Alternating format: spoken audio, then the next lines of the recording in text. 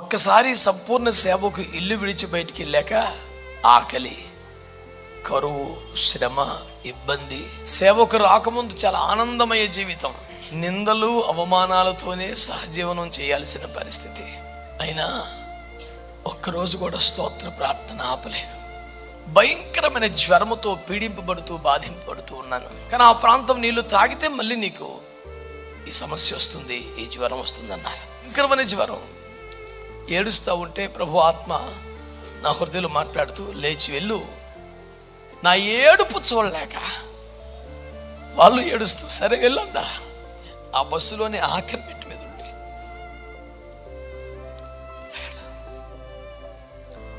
ఆ సామాన్లన్నీ ఆ చెట్టు కిందకి లాక్కొని అన్ని మూటల దగ్గర పెట్టుకొని చెట్టుగా అనుకొని కూర్చున్నాను. ఈ చేతులు డ్రమ్ము కొట్టడానికి తప్ప ఇంక దేనికి పనికిరావు అనేది నిజం. మా డాడీ నన్ను ఒక్కొక్కసారి బాగా కొట్టేవాడు. ఆ బస్సు వెనకాల దుమ్ములో పడి మెల్లిగా జంగారెడ్డి దాకా నడిచి వచ్చేసేవాడిని. అలాంటి నేనేది కోరుకున్నది ఆశించింది కాదు. కడుపు నిండా 4 మెతుకులు నేను తింటే చూసి సంతోషించేవారు వేలు మంది బిడ్డలను దేవుడు నాకు ఇచ్చాడు. నేటికి నేను సేవలో అడుగుపెట్టి ఇంటి నుండి సంపూర్ణ సేవకు బయటకు వచ్చి ఇవాళటికి సరిగ్గా 30 సంవత్సరాలు. ఈ 30 సంవత్సరాల నా దేవుని నమ్మకత్వాన్ని కొనియాడడానికి, స్తుతించడానికి ఈ కోడికని ఏర్పాటు చేసుకున్నాను. నా ఆశ ఏంటంటే 30 సంవత్సరాలు ప్రభు కాపాడాడు కదా, బ్రతికించాడు కదా, వాడుకున్నాడు కదా, ఎందరో పరిశుద్ధుల సహవాసం, సహచర్యం అనుభవింపజేశాడు కదా. ఆయన నమ్మకత్వాన్ని కనీసం ఒక 7 గంటలైనా అలాగే థ్యాంక్స్ చెప్పాలి. ఓ ఆర్థిక స్థితి, స్తోమత కలిగిన కుటుంబంలోనే పుట్టి పెరిగాను. నాకు 18 ఏళ్ళు వచ్చే వరకు కష్టాలు, బాధలు, కరువులు, ఇబ్బందులు ఏమీ తెలీదు. చాలా ఆహ్లాదంగా, ఆనందంగా, సంతోషంగా, ఆత్మీయంగా కొనసాగిన అద్భుతమైన రోజులవి. ఒక్కసారి సంపూర్ణ సేవకు ఇల్లు విడిచి బయటికి వెళ్ళాక ఆకలి, కరువు, శ్రమ, ఇబ్బంది, నింద, అవమానం, పోరాటం, వ్యతిరేకత అన్నీ తెలిసాయి. ఇవన్నీ ఐఎఫ్జే విజ్ఞాపనోద్యమాన్ని ఎత్తుకున్నాక 10 రెట్లు పెరిగాయి.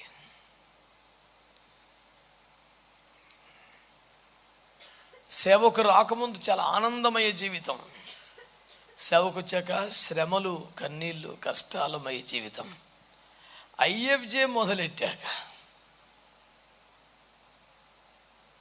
నిందలు అవమానాలతోనే సహజీవనం చేయాల్సిన పరిస్థితి. శ్రమ పడుతున్నాం, నిందించబడుతున్నాం, అవమానపరచబడుతున్నాం, అనుమానించబడుతున్నాం, తృణీకరించబడుతున్నాం, తీవ్రంగా వ్యతిరేకతను అనుభవిస్తున్నాం, అన్యాయమైనటువంటి తీర్పుకు గురవుతున్నాం. అయినా ఒక్కరోజు కూడా స్తోత్ర ప్రార్థన ఆపలేదు. ఒక్క పరిచయను కూడా ఎగ్గొట్టలేదు. అప్పగించిన ఏ సేవను పక్కన పెట్టలేదు. నవ్వుతూ, తుల్లుతూ, ఎగురుతూ, గంతులేస్తూ సేవ చేసేవాళ్ళం. ఏడుస్తూ, మూలుగుతూ చేస్తున్నాం. సేవ అయితే ఆపలేదు. ఎంతో బలహీనుణ్ణి, ఎంతో విర్రగొట్టబడిన వాడిని, నలుగొట్టబడిన వాడిని. అయినా ప్రభు కృపలో వాడుకుంటున్నారా? చాలా సంవత్సరాల క్రితం ఒక స్టేట్మెంట్ చూశాను.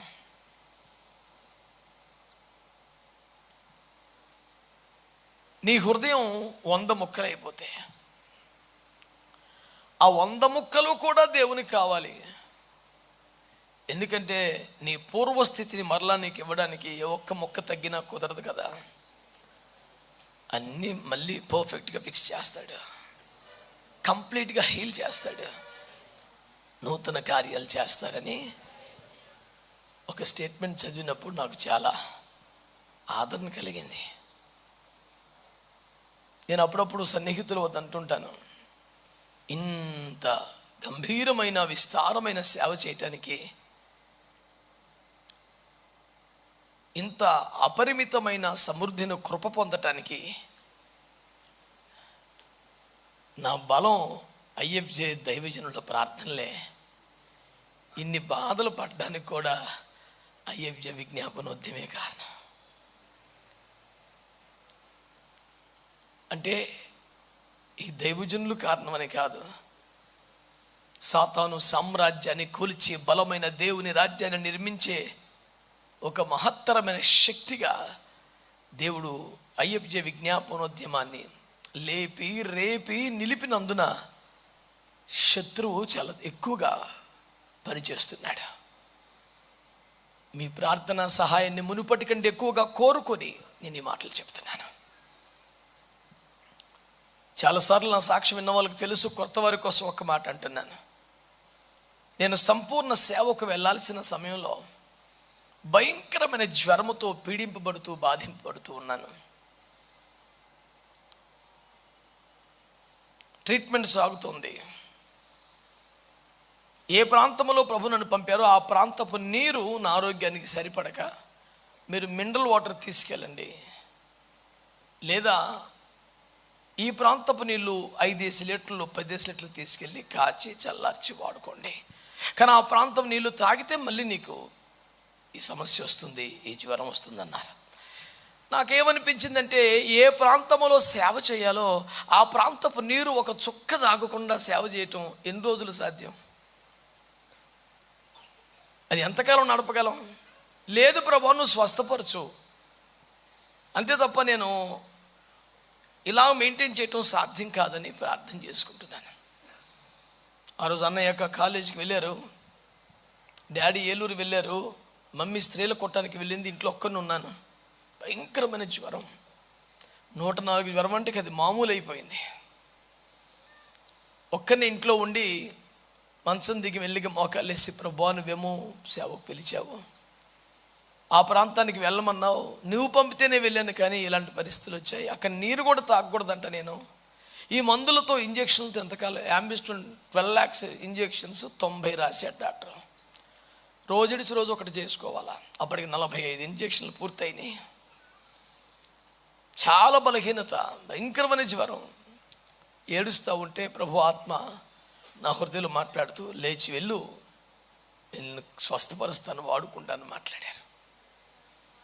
మళ్ళీ శ్రద్ధగా వినే ప్రయత్నం చేస్తే, అవును నేను చెప్పిన స్థలానికి వెళ్ళిపో అని మాట్లాడితే, మరి ట్యాబ్లెట్లు ఇంజక్షన్లు ఈ వాడితే కూడా నీళ్ళు తాగకూడదు అనేది కండిషన్. దేవుడు స్వస్థపరుస్తాను నాకు ఎందుకని మెల్లిగా సుమారు 17 రోజులుగా మంచం దిగిన నేను ఓపిక తెచ్చుకొని ఆ ట్యాబ్లెట్లు ఇంజక్షన్లు అన్నీ కట్టగట్టి సైకిల్ వేసుకొని కిలోమీటర్ దూరంలో ఒక భయంకరమైన చెరువు ఉంటే అందులో వారేసి వచ్చి స్నానం చేసి ఆ చిన్న సూట్ కేసులో 2 జతలు బట్టలు సర్దుకొని కూర్చున్నాను. మమ్మీతో పాటు స్త్రీలందరూ స్త్రీల కూట ముగించుకొని నా కొరకు ప్రార్థనలు చేసుకుని వచ్చేపాటికి తయారై కూర్చొని ఉన్నాను. వాళ్ళంతా చాలా సంతోషంతో, దేవుడు మన ప్రార్థనలు విన్నాడు, చిన్నబాబుని దేవుడు స్వస్థపరిచాడు అని స్తోత్రాలు చెప్తున్నారు. మమ్మీ దగ్గరికి వచ్చి, ఇట్లనో కొడుక అని పట్టుకుంటే భయంకరంగా కాలుతున్నాను. అరే జ్వరం తగ్గలేదా, మరేంటి తయారై కూర్చున్నావు? నేను బుట్టాయిగూడెం వెళ్ళిపోతాను మమ్మీ అన్నాను. వెళ్దులేనా, నేను సేవకి వెళ్ళొద్దని ఎవరైనా పంపిందే మేం కదా, ఏం భయపడకు, తగ్గినాక స్వస్థపడ్డాకి వెళ్తలే. లేదు మమ్మీ దేవుడు వెళ్ళిపోమంటున్నాడు. మేమేమని వద్దంటున్నామా, వెళ్ళమనే కదా అనేది, కానీ జ్వరం తగ్గాక వెళ్ళా. లేదు మమ్మీ ఇప్పుడే వెళ్ళిపోమంటున్నారు. ఈలోపు నాన్నగారు వచ్చారు, సంఘస్థులందరూ ఏడుస్తున్నారు, అట్లా మొండిగా చేయొద్దు, అమ్మ నన్ను చెప్పిన మాట విను. చెప్పిన మాట వినని పిల్లలం ఎప్పుడు కాదు, మేము చాలా క్రమశిక్షణలోనే పెంచారు. అన్నయ్య అక్క వచ్చారు, అందరూ మూర్ఖంగా మొండిగా మాట్లాడకు, చెప్తున్నారు కదా విను. ఎందరు చెప్పినా ఆ మాటలు వ్యతిరేకించాలని కాదు, కానీ దేవుని మాట చెవుల్లో మారు మోగుతున్నప్పుడు ఇంకేమీ ఎక్కదు. నా ఏడుపు చూడలేక వాళ్ళు ఏడుస్తూ, సరే వెళ్ళండా అన్నని పిలిచారే అని దింపేశారు, ఆరా బుట్టాయిగూడెంలో అన్నారు. ఆ భయంకరమైన జ్వరం, ఆ సైకిల్ ఒక 6 ఒత్తుల స్టవ్, 2 సత్తు గిన్నెలు, ఆ చిన్న సూట్ కేసుతో కామరపుకోట బస్ స్టాండ్కి వెళ్ళి అక్కడ నుంచి జంగారెడ్డిగూడెంలో దిగి మరి ఇంకో బస్సు ఎక్కి బుట్టాయిగూడెం దిగేది లాస్ట్ బస్. మళ్ళీ అన్నయ్య వెనక్కి వెళ్ళాలంటే నన్ను ఎక్కడికైనా ఒక ఇంటికి చేర్చి వెళ్ళటానికి ఇంకో బస్సు లేదు, అదే లాస్ట్. తను కూడా చిన్న వయసే కదా, నాకన్నా 1.5 సంవత్సరం పెద్దోడు, నాకు 18. తమ్ముడంటే పిచ్చి ప్రేమ. ఇంత మూర్ఖత్వం ఎందుకు, తగ్గాక వెళ్ళొచ్చు కదా, మమ్మీ డాడీ చెప్తున్నారు కదా ఆగొచ్చు కదా, చెప్పిన మాట వినాలి అని వీడికి అర్థం అవ్వాలి అన్న తపన తప్ప ఏమీ లేని పరిస్థితి. రిటర్న్ వెళ్ళటానికి బస్సు లేదు. ఆ రోజుల్లో 94 జూలై 18 నాటికి బుట్టాయిగూడెంలో బస్ స్టాండ్ అంటే ఒక చెట్టు కింద ఆపుతారు బస్సులు అంతే. రాత్రి 10 అంటే ఆ కాలంలో ఏజెన్సీలు ఎట్లుంటుంది, ఇప్పుడే బిక్కుమంటూ ఉంటాయి ఊర్లు. నా సామాన్లన్నీ దింపి సైకిల్ దింపి బస్సు వెళ్ళిపోతుంది.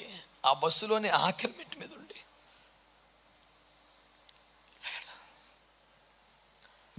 ఆ సామాన్లన్నీ ఆ చెట్టు కిందకి లాక్కొని అన్ని మూటల దగ్గర పెట్టుకొని చెట్టుగా అనుకొని కూర్చున్నాను. విపరీతమైన జ్వరం, మూలుగుతా ఎప్పుడో నిద్ర పట్టేసింది తెలీదు. తెల్లవారుతుండగా పల్లెటూరులో ముందే లేచిపోతారుగా ప్రజలు.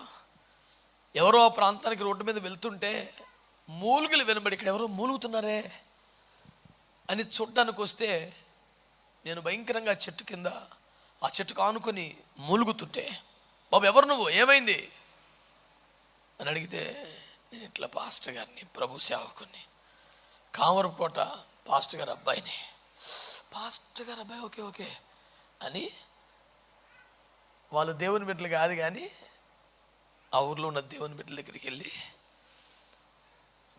మీ ప్రార్థనలు ఎవరు ఎక్కడ పడి ఉన్నారా అని తీసుకొచ్చారు. వాళ్ళకు కామరపుకోట పాస్టర్ గారు అంటే చెప్పేవాటి, ఓహో ఆ విశ్వాసులు ఇక్కడ ఉన్నారు అని నన్ను వాళ్ళని పిలిపిస్తే, వాళ్ళను చూసి భయంకరంగా ఏడ్చి, అయ్యో ఎందుకు ఇలా అయిపోయిందని నన్ను చేతుల మీద మోసినట్లుగా తీసుకొని వెళ్ళి తమ ఇంటి వద్ద ఉంచి నేను స్వస్థపడే వరకు నాకు పరిచర్యలు చేసి నా కోసం ఒక 250 రూపాయలు అద్దెకు ఒక ఇల్లు తీసి నన్ను అక్కడ ఉంచారు. అలాగా మిక్కుటమైన ప్రేమ, బాధ్యత కలిగిన తల్లిదండ్రుల చేతుల్లోంచి నా కోసం తీవ్రంగా ప్రార్థించే సంఘం చేతుల్లో నుండి, నన్ను పిచ్చిగా ప్రేమించే నా తోబుట్టువుల నుండి, ఒంటరిగా జ్వరముతో ఒక రాత్రంతా చెట్టు కింద మూలుగుతూ బ్రతికిన పరిస్థితులతో ఈ సేవ ప్రారంభమై నేటికి 30 సంవత్సరాలు.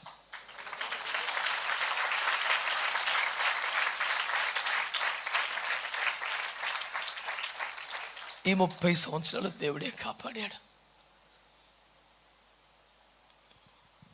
ఈ చేతులు డ్రమ్ము కొట్టడానికి తప్ప ఇంక దేనికి పనికిరావు అనేది నిజం. మా డాడీ నన్ను ఒక్కొక్కసారి బాగా కొట్టేవాడు. అదే తిండి పెడుతున్నాం, అదే శ్రద్ధ చూపుతున్నాం, అదే స్కూల్లో చేర్పించాం, అదే టీచర్స్ నీకు చదువు చెప్తున్నారు, అన్నయ్య అక్కకు వచ్చినంత మార్కులు నీకు ఎందుకు రావట్లేదని. కనీసం ఒక 10 మార్కులన్నా తక్కువ వచ్చే వాళ్ళిద్దరికన్నా. నీకెందుకు తక్కువ వస్తున్నాయి, నీకేం తక్కువ చేశాం మేము అని బాగా కొట్టేవాళ్ళు. నేను బాగా ఏడుస్తుంటే జాలి వేసేది, కానీ నాకు మార్కులు రావాలని నేను యథార్థంగానే కష్టపడినా వాళ్ళిద్దరికి ఉన్నంత తెలివితేటలు నాకు లేకపోవటం, సామర్థ్యం లేకపోవటం వల్ల చదువు వాళ్ళతో సమానమైన మార్కులు వచ్చాయి కాదు. డ్రమ్ము మాత్రం మంచిగా కొట్టేవాడిని, పరిచర్య ఏదైనా చక్కగా చేసేవాడిని. ఇక డ్రమ్ము కొట్టాను తప్ప ఇంకెందుకు పనికిరాను అనే పరిస్థితి. అలాంటి ఈ చేతులు వేలకు వేలు ఆత్మలకు బాప్తిస్మాలు ఇచ్చేలాగా ప్రభు చేశారు.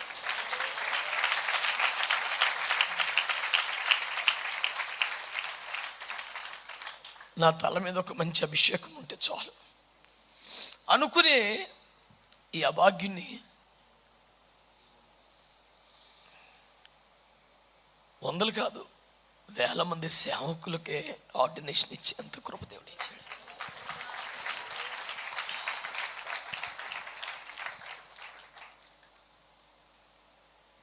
జంగారెడ్డిగూడెం నుంచి బుట్టాయిగూడానికి 10 కిలోమీటర్లు, ₹2 బస్ ఛార్జ్. ఆ ₹2 లేక బస్సు వెళ్ళిపోయేదాకే చెట్టు చాటుకో ఎక్కడో ఉండి, బస్సు వెళ్ళిపోతున్నప్పుడు పరుగు పెరుగుని వచ్చి బస్సు మిస్ అయిపోయింది అనే భావన ప్రజలకు కల్పించి ఆ బస్సు వెనకాల దుమ్ములో పడి మెల్లిగా జంగారెడ్డి దాకా నడిచి వచ్చేసేవాడిని. అలాంటి నేను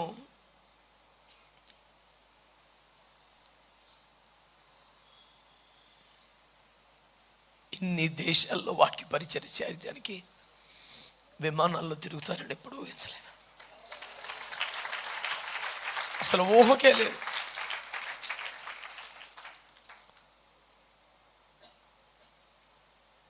మొన్న కెనడాకి వెళ్ళినప్పుడు ప్రీమియం ఎకానమీ సీట్లు నాకు రిజర్వ్ చేశారు. ఎన్ని దేశాలు తిరిగినా 2006 నుంచి ఎన్ని వందల సార్లు విమానాలు ఎక్కినా ఎప్పుడు ఎకానమీ క్లాసే. బిజినెస్ క్లాస్ సీట్లు అలా చూసుకుంటా ఎకానమీకి వెళ్ళిపోవడమే. ఒకసారి బిజినెస్ క్లాస్ సీట్స్ అన్నీ ఖాళీ ఉన్నాయి ఫ్లైట్లో. విమానం మంచి ఎత్తుల్లో ఎగిరిపోతున్నప్పుడు మెల్లిగా లేచి ఇలా సీట్లో కూర్చున్నా. ఈ లోపం రానే వచ్చేసింది. No sir, you cannot sit here, get back your original seat. 2 minutes అంటే no sir, it is not allowed అంటే అమాయకంగా 4-5 ప్రశ్నలు అడిగితే జవాబులు చెప్తా ఉంటే పాపం అటో అరౌండ్ కూర్చుని పోయిన అందులో ఇలా కూర్చోకూడదా, కూర్చుంటే ఫైన్ వేస్తారా, ఇవన్నీ అడుగుతూ ఉంటే ఆమె ఎక్స్ప్లెయిన్ చేస్తూ ఉంది. ఆ రకంగా ఒక అరగంట కూర్చుండిపోయి భలే ఉంది కదా. ఇన్ని వందల విమాన ప్రయాణాలలో 80% ఎవరో ఒకరు టికెట్ కొని తెలియని, నేను టికెట్ కొనుక్కెళ్ళి ఒక 20% ఉంటాయి ఈడ్చి కొడితే. కానీ అందరుడు 14 విమానాలు తిరుగుతున్నాడు. అది ఎంతలా ఉందంటే, ఒక నిరుపేద రోగి ఐసీయూలో పడుకుంటే ఒకడు వచ్చి నీ ముఖానికి ఏసీ కావాలా అని కొట్టాడంట. ఇక ఆడి ముఖం ఎట్లాంటి ముఖమో మీరు ఊహించుకోండి. అది ఆడి భోగం కాదురా, రోగం. గుడిసెల్లో బతికే నీ ముఖానికి ఏసీ అవసరమని గో మీద కొడితే అది రోగం రా. సేవలో నేను తిరిగే వాహనమైనా, ఎక్కిన విమానమైనా, నిలిచిన స్టేజ్ అయినా అన్నీ ఒక అనివార్యమైన పరిస్థితుల ద్వారా కల్పించబడ్డాయి. నేనేది కోరుకున్నది, ఆశించింది కాదు. కడుపు నిండా 4 మెతుకులు నేను తింటే చూసి సంతోషించేవారు వేలు మంది బిడ్డలను దేవుడు నాకు ఇచ్చాడు. కానీ ఎప్పుడు నేను కడుపు నిండా ఎక్కడ తినలేదు, కంటి నిండా ఎప్పుడు పడుకోలేదు. 4 మెతుకులు తిని చాలా. ఒకడు అన్నాడు కూడా, ఇంతలో మనిషివి 2 పులకాలు తిని ఎట్ట బతుకుతున్నావు అని. నేను అడిగి ఏం చెప్పాలి, ఇంతలో మనిషినే బతుకుతున్నాక అంత ఒక్కడు ఎందుకని తింటున్నావురా, నోరు కట్టుకో అన్నాను.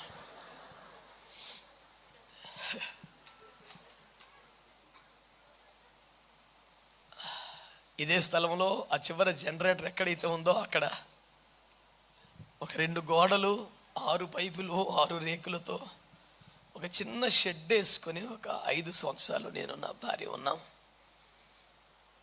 ఆ ఇంటిని చూసి మా డాడీ చాలా కన్నీరు పెట్టుకున్నాడు. అయ్యో, ఇల్లు కట్టుకుంటున్నానంటే దేవుడు నీకు మంచి కృపిచ్చాడు అనుకున్నాను, కానీ ఏంట్రా ఇది కోళ్ళగూడు కన్నా దారుణంగా ఉంది, పరువు తీసేసావు కదరా. డాడీ నా దగ్గర డబ్బులు లేవు, చేత కావట్లేదంటే ఏదోటి చేద్దును కదా, ఎందుకంత అసహ్యం కట్టుకున్నావు, పరువు పోయిందిరా, మన పని వాళ్ళకు కూడా ఇట్లాంటి షెడ్ వేయలేదు కదా అని కన్నీరు పెట్టుకున్నాడు. లేదు డాడీ, మీ సహాయం లేకుండా, ఎవరిని అడగకుండా చిన్న ఇల్లైనా కడితే మీరు సంతోషపడతారు అనుకున్నాను, కానీ మీరు కళ్ళని నీళ్ళు పెట్టుకుంటారు అనుకోలేదు. అంటే మళ్ళీ కళ్ళు తుడుచుకొని, లేదు నాన్న ఇంత గౌరవం ఏంట్రా, నిన్ను ఈ స్థితిలో మేము ఊహించుకోలేకపోతున్నాం అన్నారు. ఆ ఇంటిని నీట్గా తయారు చేసుకొని మంచిగా ఫ్లోరింగ్ చేసుకోవటానికి స్తోమత లేక ఆ రెగ్జిన్ మ్యాట్స్ షీట్లు అంటిస్తారు కదా గమ్మెట్టి, అవి తెచ్చి అంటిస్తే చాలా మంచి ఫినిషింగ్, ప్రశాంతంగా అన్ని కలిపి 5,000 రూపాయలు 4 గదులకి. అవి వేసుకుంటే మళ్ళీ డాడీ వచ్చి చూసి మమ్మీకి చెప్పారంట, వాడి ఇల్లు చాలా మంచిగా తయారు చేసుకున్నాడు. ఇప్పుడు చిన్న చిన్న వాటిల్లోనే సంతోషించే బ్రతుకులు మాయ. ఆవకాయ పచ్చడి వేసుకొని 4 మెతుకులు తింటే పంచభక్ష పరమాణాలు తిన్నంత ఆనందపడిపోయే బ్రతుకులు మాయ. ఆనాటి నుండి ఈనాటి వరకు కనీస అవసరాలు తీరితే చాలున్నట్లే బ్రతికి సేవ చేశాం. వాడికి ఎంత ఆదాయం వస్తే ఇన్ని పనులు చేయగలుగుతున్నాడు అని ఆలోచించే తలకాయలకు వాడెంత నోరు కట్టుకుంటే ఈ సేవ జరుగుతుందో తెలియలేదు.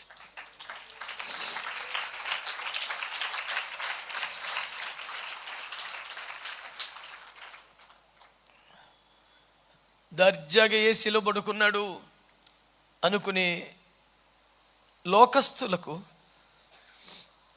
అడుగు ఏసీలో ఆదమరిచి నిద్రపోతున్నాడా, దేశం కొరకు చేతులు ఎత్తుతున్నాడనే సంగతి తెలియదు. తుర్రుమని కారేసుకెళ్ళిపోయాడు చూసేంత లోపల అని మాట్లాడేవాడికి చిన్నప్పటి నుంచి సొంత కారులో తిరిగి ఆర్టీసీ బస్ ఎప్పుడో పెద్దయ్యేకెక్కి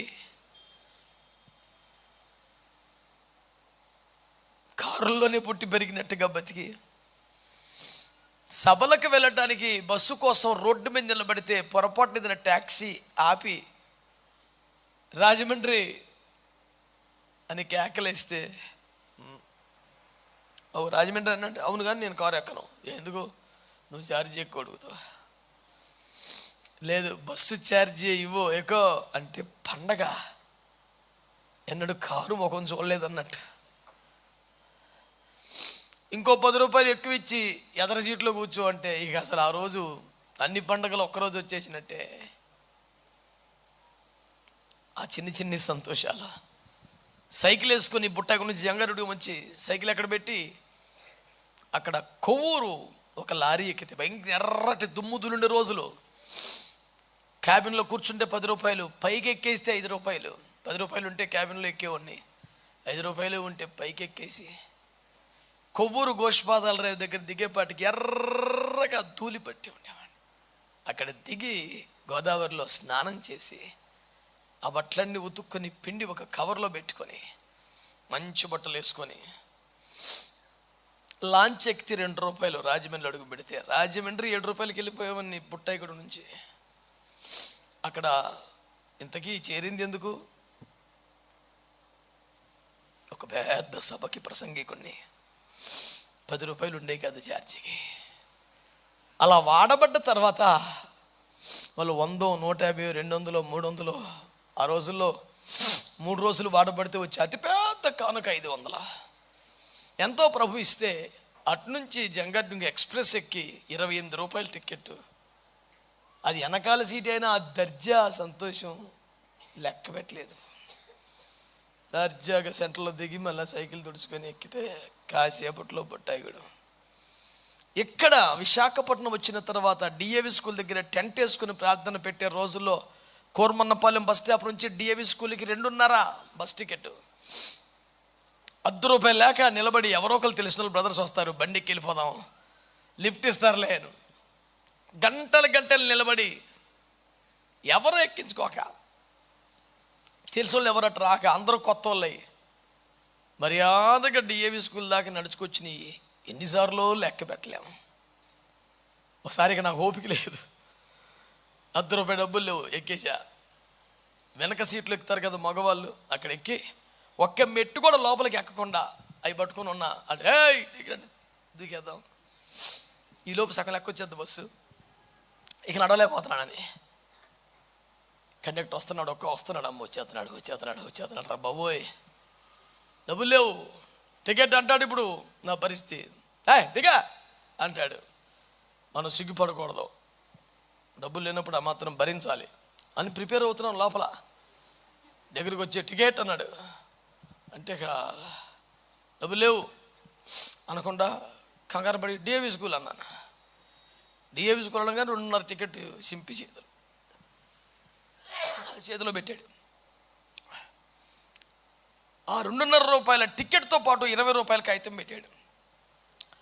నేను డబ్బులు ఇవ్వకుండా టికెట్ అడిగానని ఎటకారం చేస్తున్నాడేమోనని వెనక్కి తిరిగి సారీ ఇంకా మీకు డబ్బులు ఇవ్వలేదు నేను అని జోబులో జోబులో లేదు ఏమి లేదు అట్లా షో లేవను డబ్బులు పడిపోయి నేను చెప్తే 2 తిట్లు తిట్టినా దింపుతాడు. ఈ లోపు దగ్గరికి వచ్చేస్తాం అని 20 రూపాయల కాగితం చేసి సార్ మీకు డబ్బులు ఇవ్వలేదు సార్ అని అటు తిరిగితే ఇట్లా దండం పెట్టి నిలబడ్డాడు కండక్టర్. అది కూడా ఎటకారమే అనుకున్నాను నేను. నాకు అర్థం కాక సారీ అండి ఇంకా నేను అయ్యా మీరు గత సోమవారం అనకాపల్లి ఐపీసీ తెచ్చుకొచ్చారా అంటే వచ్చాను సార్. మా బిడ్డకు ప్రార్థన చేశారు జ్వరం తగ్గట్లేదని అంటే అవునండి. మీరు అలా వెళ్ళిపోగానే తగ్గిపోయిందండి. అయితే మీరు ఎక్కడ ఉంటారు, మీరు ఎవరో ఎలా తెలియదు నాకు, మీకు చిన్న కానుక ఇవ్వాలనుకున్నాను కానీ సడన్గా ఇప్పుడు బస్సులో కనపడ్డారు. నేను మంచి కానుక సిద్ధపరచుకోలేదు కానీ మిమ్మల్ని ఒట్టి చేతులు పంపించకూడదు అనుకుంటున్నాను. ఈ కానుక కొంచెం బాబు మా కోసం ప్రార్థన చేయండి అని 20 రూపాయలు ఇచ్చారు.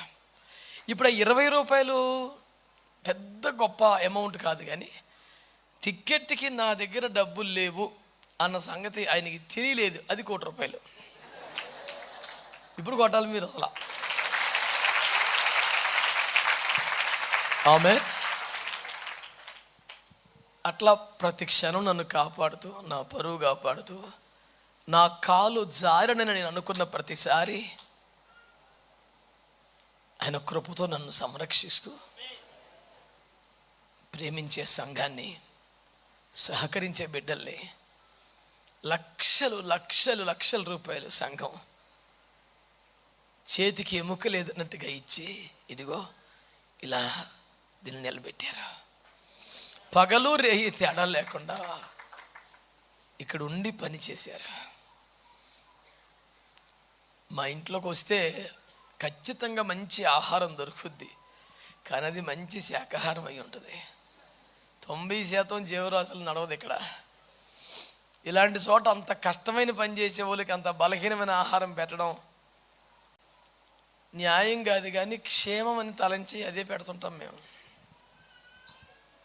పాపం వాళ్ళు ఇంటికి వెళ్తే ఏ క్లాస్ అయిన జీవరాశుల్ని తిని వచ్చేస్తారు మళ్ళీ పని చేయడానికి. కానీ మేము ఆపి వాళ్ళు ఎంతో ప్రేమించే దోసకాయలు వాళ్ళు రోజు ప్రార్థించుకునే కాకరకాయలు అన్నీ వాళ్ళకి వండి పెట్టాము. అయినా వాళ్ళు దేవుని పని కనుక ఇది మానలేదు. ఆత్మీయ తండ్రి వడ్డించాడు కనుక ఈ కూర వద్దనలేదు. చాలామందికి డబ్బులన్నీ నాకు ఎక్కడి నుంచో వచ్చేస్తున్నాయి ఇంత గట్టేస్తున్నాయని అనుకుంటారు. వాళ్ళు సంఘ కాపర్లు అయితే వాళ్ళకి అలాంటి డౌట్ రాదు. ఎందుకంటే ప్రేమించే సంఘం, ప్రార్థించే సంఘం, సహకరించే సంఘం ఇలాంటి కార్యాలు చేస్తుంది. దాన్ని బట్టి ప్రభువుని స్తుతిస్తున్నాను. ఎన్నో కష్టాలు, శ్రమలు, నిందలు ఈ సేవలో నన్ను మిక్కుటముగా ప్రేమించిన, చేయి పట్టుకుని నడిపి నాకు సేవలు నేర్పిన, తర్ఫీదు చేసిన మా నాన్నగారు ఏ జబ్బులు లేకుండా, రోగాలు లేకుండా, హాస్పిటల్లో పడకుండా, ఎవరితో సేవలు చేయించుకోకుండా అకస్మాత్తుగా మాయమైపోయినట్టుగా సడన్గా సిక్కై చనిపోవడం. ఒక్కరోజులో రెండో రోజుకే చనిపోయారు. ఒక భయంకరమైన షాక్, ఊహించలేదు. మినిమం రోజుకు 5 కిలోమీటర్లు వాకింగ్ చేశారు. కొన్ని 15-20 సంవత్సరాలు నాన్ స్టాప్గా. సడన్గా వారు ప్రభు దగ్గరికి వెళ్ళిపోయారు. ఆ తర్వాత కొంతకాలానికే నాన్నగారు ఉంటుండగానే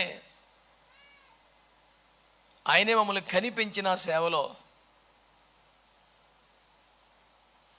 దేవుడు తనను వాడుకునే బలమైన అభిషేకపు తీరు, సామర్థ్యాన్ని, ప్రభావాన్ని బట్టి, సేవలో మమ్మల్ని ప్రోత్సహించే, బలపరిచే మనస్సును బట్టి మా బావగారి ఆత్మీయ నాయకత్వంలో మేము సేవ చేసేవాళ్ళం. ఒక దినాన సడన్గా వారే ఫోన్ చేసి, ఇక మీదట నేను మీకు ఆత్మీయ నాయకుడిగా ఉండలేను, ఐఎమ్ సారీ అని ఫోన్ పెట్టేశారు. నాన్నగారు చనిపోయారు.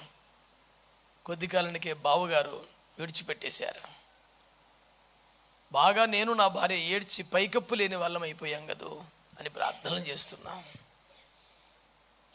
దేవుడు సురేష్ అయ్య గారి ఆత్మీయ నడిపింపులో ఉండాలని ప్రేరణ కలుగ చేశారు. వెంటనే ఫోన్ చేసి అడిగాను అయ్య గారిని, మీరు మా దగ్గరికే స్పీకర్గా వస్తున్నారు, మా బైబిల్ స్కూల్కే ప్రిన్సిపల్గా ఉన్నారు, నేను మీకేం ఆత్మీయ నాయకుడిగా ఉండాలి అన్నారు. లేదయ్యా, మేము ఉద్రేకంగా చెప్పటం లేదు, బాగా ఆలోచించి ప్రార్థన చేసుకుని సిద్ధపడి చెప్తున్నామంటే చాలాసేపు మాట్లాడిన తర్వాత సరే అలాగే పాస్టర్ గారు రండి అన్నారు. ఒక మంచి తండ్రి దొరికాడు అని 2012లో సంతోషపడ్డాం. 2017 కల్లా అయ్యగారు కూడా మహిమలోకి వెళ్ళిపోయారు. నా జీవితంలో నేను ప్రేమించిన, నేను గౌరవించిన, నేను ఆశించిన అభిషక్తులు ఒక్కొక్కరు నన్ను ఒంటరి చేసి వెళ్ళిపోయారు. అయినా 2017 నుంచి నాకు కలిగిన శ్రమలు, దుఃఖాలు, గాయాలు, బాధలు అంతకంతకు అధికమైపోతుంటే కూడా సురేష్ అయ్య గారు లేని లోటే తెలియనంతగా నిత్యం మా మమ్మీ, మా పాస్టమ్మ గంటలు గంటలు కొలది చేతులెత్తి కన్నీరు కార్చే ప్రార్థనా సహాయానికి తోడు నాకు దుఃఖము, శ్రమ, కష్టము కలిగిన ప్రతిసారి తన ఆరోగ్యము, తన సేవా ఒత్తిళ్ళు పట్టించుకోకుండా నా కొరకు మోకరించి చేతులెత్తి మా చుట్టూ ఒక ప్రాకారములాగా నిలబడిన తల్లిగారు రామగుండంలో గ్లోరియస్ మినిస్ట్రీస్కి నేతృత్వం వహిస్తూ జరిగిస్తున్న మేరక్క గారు, వారికి నిండు మనసు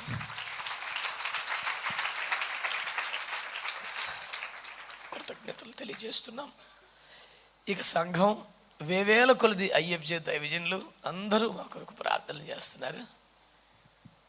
ఇక ముందున్న సేవ చాలా గంభీరమైంది, విస్తారమైంది. ఇంకా మీ ప్రార్థనా సహాయం మాకు కావాలి.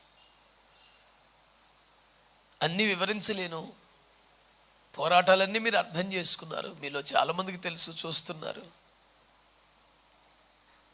మేము బ్రతుకున్నంత కాలం నమ్మకమైన, యోగ్యమైన, మహిమగల సేవలు చేయడానికి దేవుడు మా చేతికి అప్పగించబడిన చిట్ట చివరి ఆత్మను కూడా ఒడ్డుకు దాటించే వరకు యోర్దాను మధ్యలో నిలబడిపోవటానికి మందసమును మోస్తూనే బ్రతకడానికి మా జీవితాలు మరలా మేము పునరంకితం అవుతున్నాం. మా కొరకు, ఈ పరిచర్ల కొరకు మీరు ప్రార్థనలు కొనసాగించగలరని ఈ సాక్ష్యం, మా ముందున్న సవాళ్ళు, పరిస్థితులు అన్నింటి కొరకై ఈ దినం, నిన్నటి దినమే రాత్రి 10 గంటలకు వారు వెళ్ళిపోతే వారికున్న బలహీనత, అలసట, నీరసం దీనికంటే కొన్ని 100 రెట్లు మించి ఉన్న సేవ. వాళ్ళు వెళ్ళటం అవసరం, కానీ నేను సేవకు వచ్చి రోడ్డు మీద ఒంటరిగా ఉండిపోయిన ఆ రోజు మొదలుకొని ఇదిగో వద్దు, అందరూ రావద్దని 5-6 వీడియోలు పెడితే కూడా వస్తే పట్టించుకోకుండా, కనీసం మంచిగా లేకుండా, తిన్నామని అడగకుండా మొహం చాటేసి పారిపోయిన పరిస్థితుల్లో కూడా వేలకు వేలు జనం వచ్చి నా చుట్టూ నిలిచి నా కొరకు ప్రార్థిస్తూ నా నోట నుండి వచ్చే ప్రతి దేవుని మాట కొరకు ఎదురు చూస్తే ఈ పరిస్థితి దాకా నా కొరకు నిలిచిన పరిశుద్ధులకు, దైవజనుల కొరకు వందనాలు చెల్లించుకుంటూ ఇక ముందు సేవ ఇంకా మహిమకరంగా సాగుటకై